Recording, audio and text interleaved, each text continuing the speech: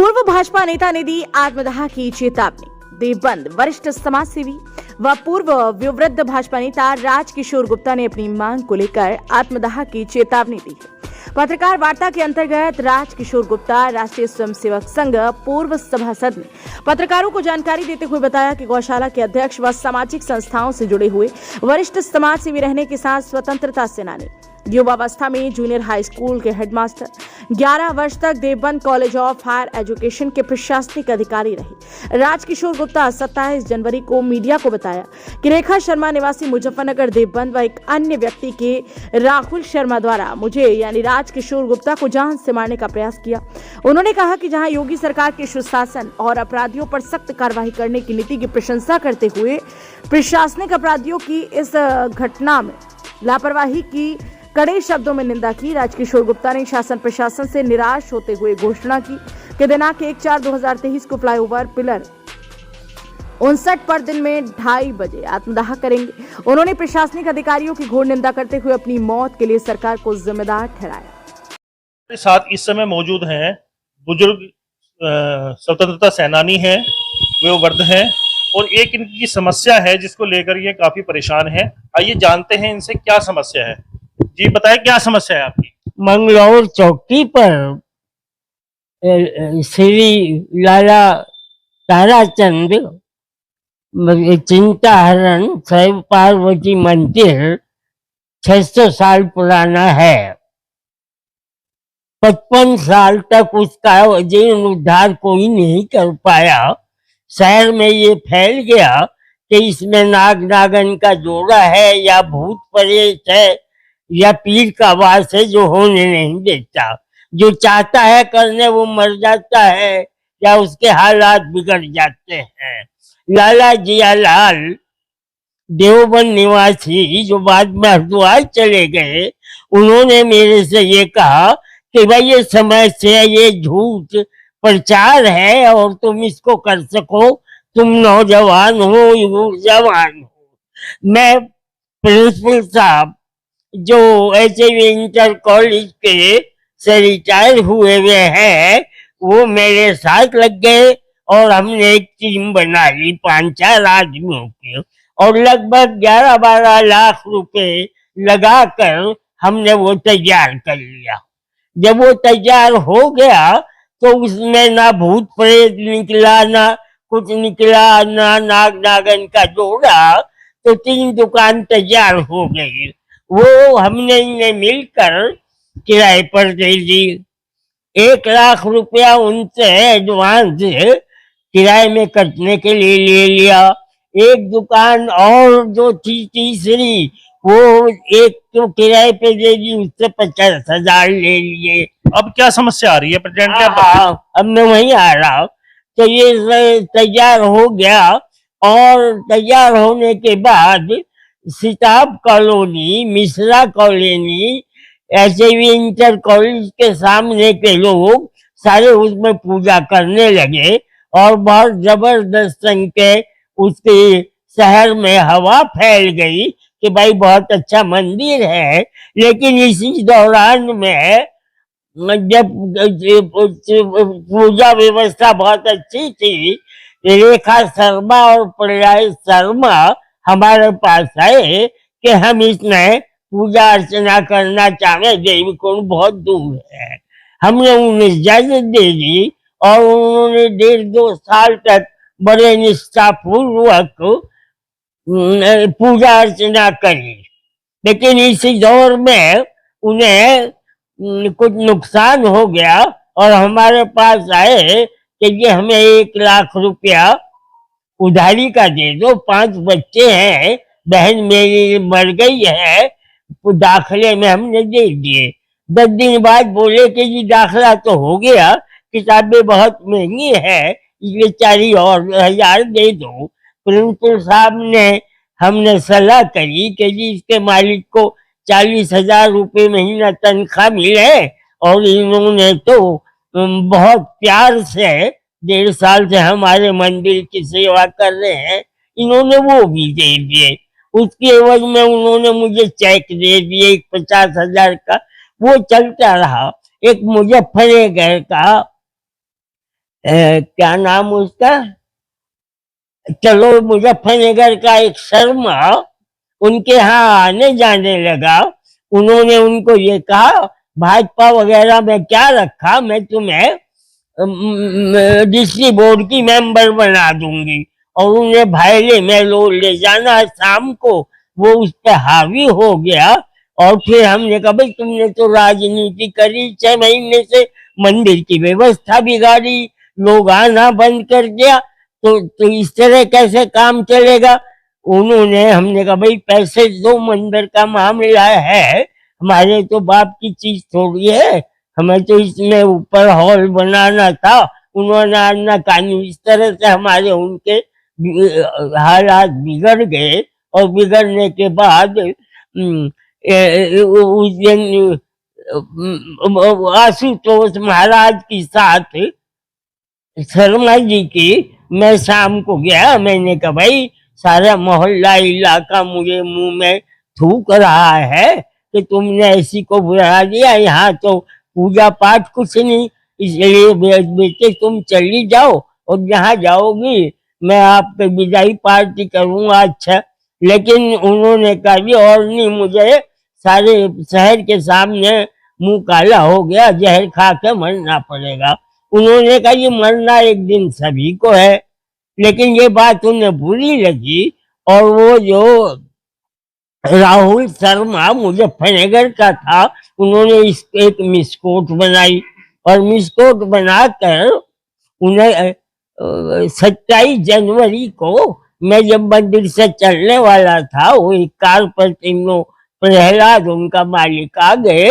उन्होंने कहा भाई राजकिशोर तू समझता नहीं, ये मेरा परिवार है और तू इन्हें रोज धमकी दे रहा, यो कर दूंगा। आज मैं टैक्सी लाया हूँ बाहर खड़ी और तुझे मार के नहर में डालना, रुड़की के झगड़ा खत्म हो जाएगा। जब मेरे मफलर से गला घोट दिया, जब मुझे सांस आना सा बंद हो गया, मैंने उसके दोनों पैर पकड़ लिए। मैंने कहा मेरे मारने से तुम्हें क्या फायदा होगा, तुम जो है कमेटी वाले पैसे भी वसूल कर देंगे और मेरे मरने पे मंदिर भी खाली कर देंगे। आपका कहना ये है जिन लोगों को आपने मंदिर की व्यवस्था के लिए, पूजा पाठ के लिए रखा था, मंदिर पे वो लोग कब्जा करना चाह रहे हैं। हाँ, तो आप क्या चाहते हैं आप? अब ऐसा हुआ कि जब मैं बेहोश सा होने लगा, उनमें शराब इतनी पी हुई थी दोनों आदमियों ने कि मुझे उल्टी सी होने लगी। मैंने कहा भाई मेरी जान बचाओ, और वो मुझे उन्होंने टैक्सी दिखाई गैस एजेंसी के पास और घर छोड़ गए। मैं रात को बेहोश सा रहा, उल्टी होती रही। सुबह को मैंने कहा था मैं चेक भी दिवा दूंगा तुम्हारे और वो भी लिखवा दूंगा 10 रुपए के स्टाम्प पर, खाली नहीं। तो खैर वो 9 बजे। अब आप क्या चाहते हैं ये बताइए? हाँ, मैं वही उसी पे आ रहा। 9 बजे आए और जब वो 9 बजे आए तो मैंने बच्चों से कहा दिया कि भाई वो तो बेहोश पड़े, उन पे तो उठा नहीं जा रहा, और वो चले गए। मैं वहां गया कंप्यूटर में और मुख्यमंत्री को 28 तारीख को ईमेल कर दिया इन सारे वक़ात को लिखकर। वहां से ईमेल पर मैं स्वतंत्रता सेनानी था, जो निकला उसमें मुझे स्वतंत्रता सेना भी मार लिया मेरे फोटो को देखकर। मैं जब से चलता रहा, फिर मैंने दोबारा ईमेल करा, कुछ नहीं हो रहा, और ये तो मुझे मारने की धमकी दे रहे, मेरी जान खतरे में है। तो उनका वो आया और उन्होंने जो कॉपी मेरी आई उसी की एसओ देवबंद के नाम लिखी आई, लेकिन मैं उनकी 6 महीने तक दफ्तर भागता रहा, उन्होंने मेरा कुछ नहीं करा और वो कहते रहा हमारे पास तो कोई आई नहीं। तो नतीजा ये हुआ, एक दिन मुझे पता चला जब उनका ट्रांसफर के भाई तुम्हारे खिलाफ, तो उन्होंने 25-20 हजार अंदर करके और खिलाफ लिख दिया। तो मंदिर पर कब्जे को लेकर मैं जब से आज तक पुलिस के चक्कर काट रहा, फिर सीओ साहब से मैंने कहा, सीओ साहब ने मुझे कहा, मैंने फिर मुख्यमंत्री को लिख दिया कि मैं 1 तारीख को 59 उसके नीचे आत्मदाह करूंगा। तो वो जो एसपी पे आया और एसपी ने मुझे उनने बुला लिया, सीओ साहब ने और तहसीलदार साहब ने, और मेरी 8 घंटे तक उन्होंने कहा ये सब हम 10-15 दिन के लिए हल कर देंगे। 10-15 दिन के बाद मैंने उन्हें नोटिस अब दिया। आप क्या चाहते हैं, क्या मैं होना ये चाहिए? चाहता हूँ कि ये जो पुलिस के कारनामे हैं, मुख्यमंत्री और सब लोग, सारा शासन बहुत अच्छा चल रहा है। मैं भाजपा का आदमी हूँ, कई दफे जेल गया हूँ, बच्चों को लेके गया हूँ। मेरे मुझे मारने की भी धमकी दी जा रही है। प्रॉपर्टी 60-70 लाख की है, वो कभी भी ये कर सकते हैं। और मैं थाने, तहसील और 3 SDO के सैकड़ों चक्कर काट चुका, लेकिन कोई सुनवाई नहीं हुई। और आखिरी दफे मैं तहसीलदार, उनको SDM और उनको चिट्ठी दिया था, उससे आज तक मुझे न बुलाया गया। इसलिए मैंने कल ईमेल कर दिया है मुख्यमंत्री को, उसकी कॉपी SSP को भेज दी, उसकी कॉपी DM को भेज दी। भाजपा के प्रांतीय अध्यक्ष को मैं ये चाहता हूँ इनके खिलाफ राहुल शर्मा के, जिसे राहुल शर्मा कहते हैं, मुजफ्फरनगर वाले, वो FIR दर्ज की जा, मंदिर खाली कराया जा और मंदिर का पैसा दिया जावे। और इसी मेरी समस्या, वरना ना तो मैं अब किसी की बात सुनूंगा, चाहे मंत्री आवे, चाहे SDM आवे, चाहे कलेक्टर आवे।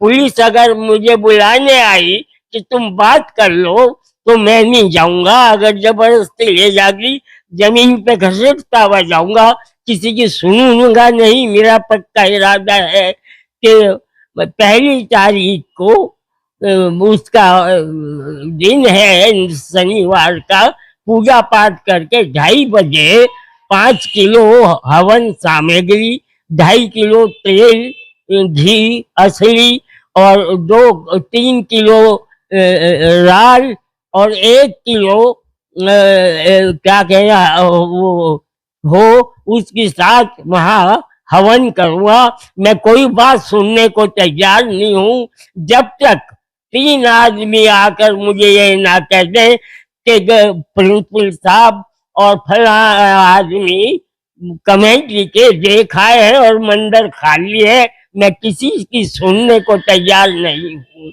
ये मेरा मंदिर पर कब्जे को लेकर बुजुर्ग हैं, लगभग 100 साल की अवस्था होगी, काफी परेशान है। उनका कहना ये है अगर मंदिर खाली नहीं कराया जाता, इन लोगों ने उस पर कब्जा किया हुआ, उनसे खाली नहीं कराया जाता, तो पिलर नंबर 59 के नीचे जाकर आत्मदाह कर लेंगे। हमारे साथ मंदिर कमेटी से जुड़े हुए हैं प्रधानाचार्य हैं, उनसे जानने की और कोशिश करेंगे क्योंकि इतना स्पष्ट ही हमें बता नहीं पा रहे हैं। सर, आपका स्वागत है। मेरा नाम संतोष अग्रवाल है। मैं इस कमेटी में इनके कहने से जुड़ा था, जब सब लोगों ने कहा कि भाई ये अशुभ है, आप ना इसमें जुड़ो।